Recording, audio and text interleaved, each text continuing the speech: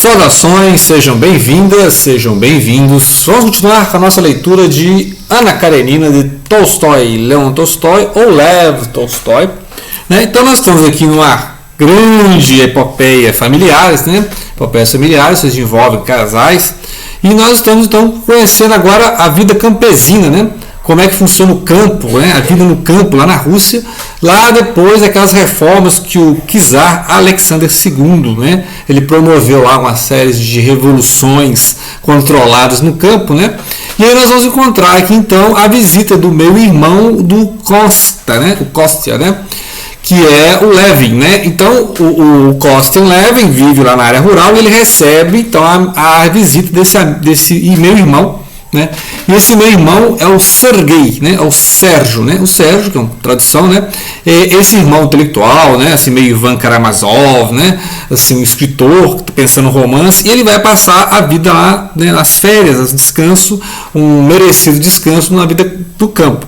Só que para o Levin, o Kostya, a vida no campo é de trabalho, Então ele está lá, ele é proprietário, um senhor de terras, Aquele que quer casar com a Kitty, Mas percebeu que a Kitty estava caída de amor pelo Vronsky, A história aqui na terceira parte dá uma parada um pouco na Ana Karenina e vai passar para outros núcleos, Então a gente acha que a Ana Karenina só fala da Ana Karenina, não, São pelo menos dois casais e tem alguns entrelaçamentos, alguns paralelismos na vida desses casais, Então aqui basicamente nós vamos trabalhar o campo, Ou seja, a versão aqui, a visão aqui é mostrar as diferenças das cidades, ou seja, Moscou, São Petersburgo, em relação à vida no campo, com as estepes, lá, com as plantações, principalmente na Ucrânia, A Ucrânia que é um celeiro, Lembrar que a Ucrânia, Rússia, naquela época, tudo é a mesma coisa, Não tinha essas divisões que tem hoje de guerra Rússia-Ucrânia, é tudo a mesma coisa.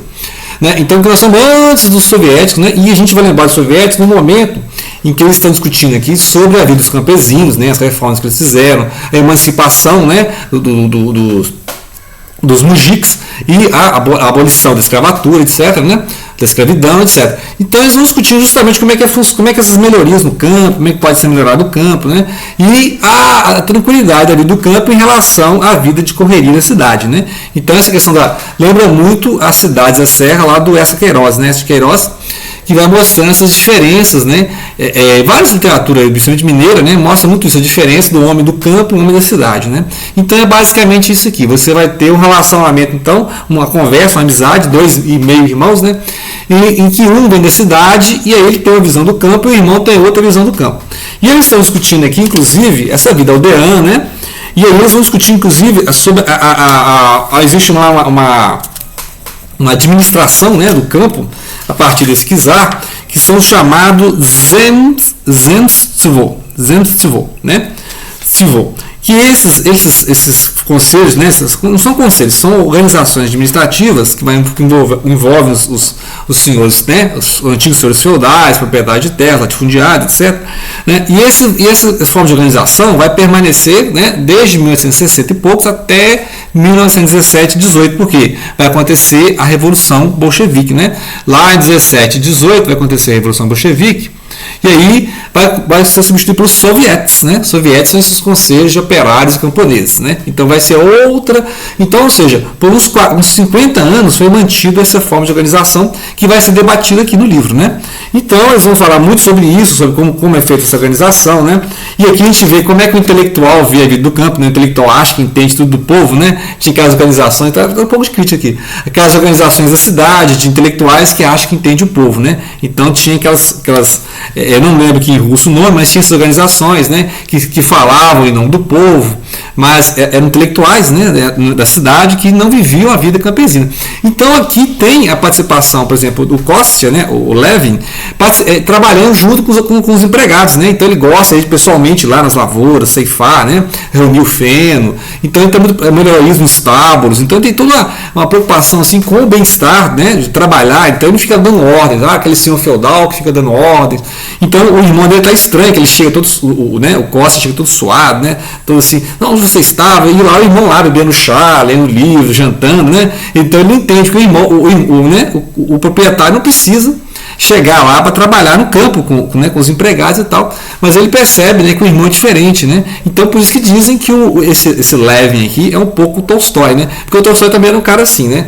Ele era um cara que era aristocrático, tinha dinheiro, tinha posses, né? Tinha uma propriedade particular, mas ele estava preocupado com o bem-estar do campesinato, né, dos camponeses, né, e uma forma pedagógica de agir em relação a eles, enquanto que o irmão, que é intelectual, acha que entende, né, a vida do campo, não é assim. Então, muito interessante essas discussões, tem muitas cenas de diálogo que lembram muito os irmãos Karamazov, né, do Dostoiévski, né, então, algumas cenas lá do Crime e Castigo também, que tem muita discussão, porque o Levin é aquele homem prático, né, mão à obra, né, vai lá, faz, né, está aí no dia a dia, entendendo como é que o campo funciona. O campo para ele é trabalho, enquanto que para o Sergei, ou Sérgio, ele é o homem das ideias, o homem da cultura, o intelecto, né? É o homem da erudição. Então ele não entende muito, ele acha que entende, né, abstratamente. Então a discussão vai para o plano do cotidiano, né, da ação mesmo, e o outro vai para o plano das ideias, da abstração. Então o tema todo de partes enormes, né, assim, sequências enormes de capítulos aqui, é justamente essa organização do campo, a emancipação, né, dos camponeses e tal. E esse sistema de organização, né, o Zemstvo, né, imagino que seja assim. Muito bem, aí depois, só depois lá, né, lá no capítulo 6 é que vai ter alguma coisa sobre referência à família da Kitty, né? Kitty é Catarina, ou seja, a Catarina, que é aquela que ele pretendia, né? O Levin foi lá, né, na cidade, pedir a mão da moça, mas a moça foi no baile esperando a proposta do Vronsky, né? Então, eu estou acompanhando algumas traduções nessa aqui, né, do Lúcio Cardoso, e também nessa, né, da Cultural, muito boa também essa tradução. E aí algumas dúvidas, se tiver uma tradução, vai para outra, né? Então, da Mirtes Ojeda, né? Então, é muito boa essas traduções, para ter um contexto de época, né? Então, aí, é bom fazer um puxamento dos personagens, né? Eu recomendei fazer isso, porque é muito personagem paralelo, tem os núcleos, mas tem as sequências, não dos empregados, etc, né? Então, aí vai ter referência à família, né, da Kitty, porque a irmã dela, a Dária, ou Dolly, né? Ou Dolly, vai para a casa de campo da família, né? Então vai ter uma série de províncias, bastante província aqui, né? Mas só que o Stevan, né? O Stepan, o Oblonsky, não vai com a esposa, né? Então ele manda uma carta, né, para o amigo dele, que é o Kostya, né? O Kostya Levin, para que ajude lá. Então tem as cenas, né, da Dolly, né, da área lá na vida no campo, né? Na igreja do campo, né? Então a vida na igreja, na comunidade, né? Mas só que a Dória, né, é apresentada como uma mulher de livre pensadora, assim, não muito ligada com dogmas da igreja ortodoxa, né, mas vai lá pela beleza da coisa, podemos dizer assim, vai lá, né, nos cultos e tal. E aí, neste momento, ela voltando, né, com os filhos, aqui passa a carruagem do Levin, né, e aí ele vai conhecer a família, né, vai, né, ver as crianças e tal. E aí ele acha estranho os modos de conversa dela com as crianças, né? Ela fica falando francês, né, assim com os empregados, tal, ensinando francês para as crianças. Ele acha meio falso aquilo, né? Ele é aquele homem do campo que acha que tem que ensinar o russo, tem que ser a renovação do povo russo, né, pelo próprio solo ali, para a própria cultura, né? Que tem muita discussão, né? Muita discussão tanto no Dostoiévski como no Tolstói, como no Chekhov, aqueles russos que queriam olhar para a Europa e aqueles russos que querem olhar para, né, os slavófilos, né, que querem olhar para a terra mesmo ali, né? Então tem essa questão, e aí vai entrar a questão da discussão sobre a Kitty, né? A Kitty, a princesa, a Caterina, né? E a Dória quer saber, né? A Dória quer saber o que ele pensa ainda, né? Se ele está magoado, né, com a recusa da Kitty, né? E ele pergunta pela saúde, se ela está bem e tal. Mas ele vê que, né, a moça está mais preocupada lá com a dispensa do Vronsky, porque o Vronsky está envolvido com a Ana Karenina, né? Então tem essas questões, então. Vamos lá, mais coisa. Então, ele está mais preocupado com a vida na aldeia, né? Então ele até pensa assim, vou casar com uma camponesa aqui mesmo, né? Não mexer com a aristocracia não e tal. Mas aí ele tem uma cena, né, lá no capítulo 12, que ele vê a Kitty passando, a Kitty está chegando lá, né, para a família dela, para visitar a irmã, e aí ele vê ela passando, né? Então ele lembra de novo tudo do momento e tal, então ele percebe que ele ainda está ligado a ela, né? Então interessante isso porque vai dar continuidade da história. Ele não desistiu da Kitty, né? Chega aquele momento assim que ele está pensando na vida no campo e tal, né? E aí ele vê a moça, olha pra você que interessante, ele vê a moça passando, aí tudo aquilo que ele pensou no capítulo é destruído num momento poético, né? Um momento romântico. Então é a cena romântica, né? Então ele percebe que ele ainda ama a princesa e aí que vai continuar a história. E aí corta no capítulo seguinte para o Alexei Karenin, que é o marido da Ana Karenina, certo? E aí aquela questão toda que, né, descobrimos então, né, pela narrativa, que devido àquele incidente do Vronsky lá na corrida, né, na parte 2, a gente vê, né, sofreu um acidente e tal, acabou que pela comoção da coisa, a Ana Karenina, né, confessou para o marido, em lágrimas, esse afé com o Vronsky, né? Então, né, ela não gosta dessa falsidade do caso, essa duplicidade, né, de ter o casamento, então fica complicado esse negócio. Então ela quer o divórcio, né? Só que é complicado, porque imagina a mulher pedir divórcio naquela época, né? Então, tanto que a gente sabe que na parte 4, né, continua, né? Fica lá a vida do casal, né, mantendo as aparências, né? Porque se for revelado o lado dela, né, como ela é adúltera na história, né, ela perderá essa imagem, né, na sociedade, como é que ela vai conseguir outro casamento, etc. Tem essas questões, né? Mas ela, por ela, né, pelo direito dela, ela sentiria que a justiça seria, olha, eu não quero mais esse marido, né? Então vamos divorciar, até porque ela está grávida, né? Então a gente tem uma pensando aqui, aquele Vronsky, né? Aquele, né? Tem cenas da vida social lá, né? A gente vê como é que o Tolstói gosta muito de mostrar essas cenas da vida social russa. E aí tem as cenas, né? E depois mostra o Vronsky, né? O Vronsky, depois do acidente, começou, né, sabendo agora que vai ser pai, né? Porque ele recebe a informação que a Ana Karenina já é mãe, né, de um menino, o Serginho, né, que presta atenção o pequeno Sérgio, que aí o Karenin vai ficar jogando com essa ideia, né, se você divorciar de mim, eu vou ficar com um filho, né, então essa questão, ele joga muito a questão, sim, bem na novela das 9, né, ele joga essa questão, olha, se você divorciar, eu vou pedir a guarda do filho, né, então ela não quer perder a criança.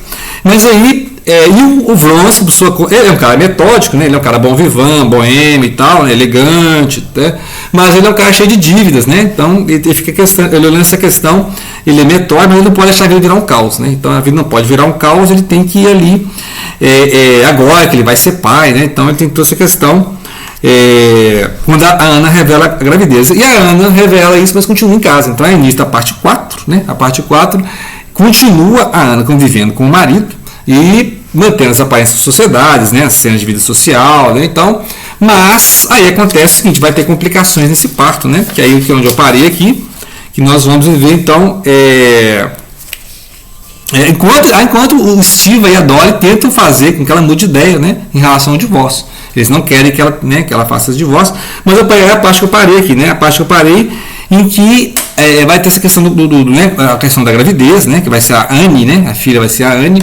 E aí nós vamos ver então o que vai acontecer, né? Nesse parto, o que vai acontecer em seguida, que mostra, por exemplo, essas questões. Ele vai fazer um contraponto da cidade com o campo, depois ele faz um contraponto dos casais, né? Então, que é casal que tenta manter uma vida social, as vidas, né? A diferença de vida social e a vida íntima. Então, por mais que o casal não esteja bem, ele tem que manter as aparências, são da aristocracia, né? Então, a aristocracia tem esses ambientes sociais, então eles têm que manter, porque além da grana, né, da influência política, tem que manter as aparências, né? Então, ele mostra isso e a Ana se revolta um pouco com essas questões, né? Da vida social. Então, aí o drama vai ser justamente agora, né, que o Vronsky sabe que vai ser pai, e, né, como é que o Karenin vai aceitar essa ideia de que agora, né, porque o Vronsky não vai mais à propriedade do Karenin, mas ela se encontra, né, ela mantém essa fé agora que o marido sabe, tá? Então essas questões, estamos aqui na metade então da parte 4, né? Não foi possível ler toda a parte 4, mas tá aí. Então, o andamento da história está sendo isso aí. E vamos ver quando é que o Levin vai reencontrar a Kitty, né? Muito bem, eu estava aqui olhando aqui literatura russa, né? Encontrei duas dicas de leitura, né? Esse livro aqui, o Galinha Preta, 1829, do Antony Pogorelski, né? Pogorelski. E, claro, o Gogol, o nariz, né? Tem essa edição aqui bem infanto-juvenil, o Gogol, o nariz, né? Como diz Dostoiévski, né? Todos devem ao Gogol, né? O do capote, né? O capote do nariz, o nariz do cara sai andando, né? Assim, o cara perde o nariz, interessantíssimo, né? Então fica essas dicas aqui. Você encontra qualquer, né? Escolas, assim, tem esse infanto-juvenil. Interessante para introduzir o que é cultura russa, né? Então fica aí o Gogol, tradução aqui da André Camilleri.